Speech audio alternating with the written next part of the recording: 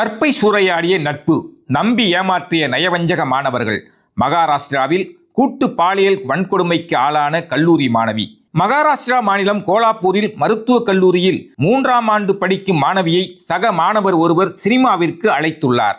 உடன் படிக்கும் மாணவன்தானே என்று நம்பி மாணவியும் அவனுடன் சென்றுள்ளார். தியேட்டருக்கு செல்லும் வழியில் மற்றொரு நண்பரை பார்த்துவிட்டு செல்லலாம் என்று மாணவியை இன்னொரு நண்பர் வீட்டுக்கு அழைத்து சென்றுள்ளான் அந்த மாணவன். அங்கு ஏற்கனவே மாணவியுடன் படிக்கும் மற்றொரு மாணவர் உட்பட மேலும் 2 பேர் இருந்துள்ளனர். 3 பேரும் சேர்ந்து மது அருந்தினர். அப்போது அவர்கள் கொடுத்த குளிர்பானத்தை குடித்த மாணவி மயங்கி விழுந்துள்ளார். குளிர்பானத்தில் மயக்க மருந்து கலந்திருப்பதை மாணவி அறிந்து கொண்டாலும் அவரால் அப்போதைக்கு எதுவும் செய்ய இயலவில்லை. இந்த சந்தர்ப்பத்தை பயன்படுத்தி 3 மாணவர்களும் மாணவியை கூட்டு பாலியல் வன்கொடுமைக்கு ஆளாக்கினர். மயக்கம் தெளிந்து மாணவி எழுந்தபோது நடந்ததை வெளியில் சொன்னால் பிரச்சனையை சந்திக்க வேண்டி வரும் என்று மாணவியை மிரட்டி அனுப்பி வைத்தனர். ஆனால் மாணவி இது குறித்து தனது பெற்றோரிடம் தெரிவித்து காவல் நிலையத்தில் புகார் செய்யப்பட்டது. போலீசாரும் வழக்கு பதிவு செய்து குற்றம் சாட்டப்பட்ட 3 பேரையும் கைது செய்து விசாரணை நடத்தி வருகின்றனர். குற்றம் சாட்டப்பட்ட மாணவர்களுக்கு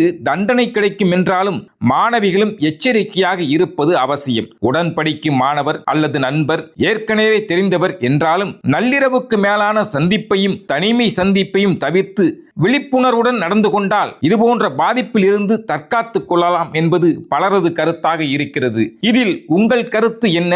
கமெண்ட் செய்யுங்கள்.